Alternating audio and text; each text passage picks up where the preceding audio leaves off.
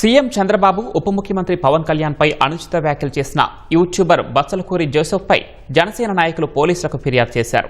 అతన్ని కఠినంగా శిక్షించాలంటూ గుంటూరు జిల్లా తాడేపల్లి, కడప జిల్లా రాజంపేట ఠాణాల్లో ఫిర్యాదు చేశారు.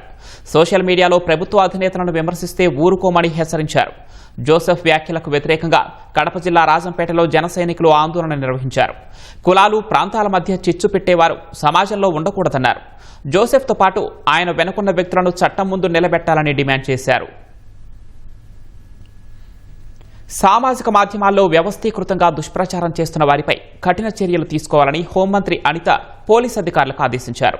రాజ్యాంగబద్ధ పదవుల్లో ఉన్న వారిని లక్ష్యంగా చేసుకుని అసభ్యకర పోస్టులతో దుష్ప్రచారానికి పాల్పడిన నేరగాళ్లపై నెట్వర్క్ ఆధారిత దర్యాప్తు ముమ్మరం చేయాలన్నారు. మంగళగిరిలోని పోలీస్ ప్రధాన కార్యాలయంలో డీజీపీ హరీష్ కుమార్ గుప్తాతో కలిసి వీడియో కాన్ఫరెన్స్ ద్వారా పోలీసు ఉన్నతాధికారులతో అనిత సమీక్ష నిర్వహించారు. భావ వ్యక్తీకరణ స్వేచ్ఛ, ప్రజాస్వామ్య చర్చలు, చట్టబద్దమైన విమర్శలకు భంగం కలగకుండా చర్యలు ఉండాలని స్పష్టం చేశారు. ఈ తరహా నేరాలకు పాల్పడ్డ వారిపై 2 ఏళ్లలో 1665 కేసులు నమోదు చేశామని, అలాంటి పోస్టులకు సంబంధించి 12,653 వెబ్ లింక్లను సహయోగ్ పోర్టల్ ద్వారా తొలగించామని వెల్లడించారు.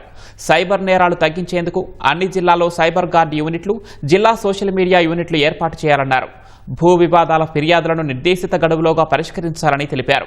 రాష్ట్ర వ్యాప్తంగా 164 శక్తి బృందాలు పనిచేస్తూ ఉండగా మహిళలపై నేరాలు 6.9% తగ్గాయని వివరించారు.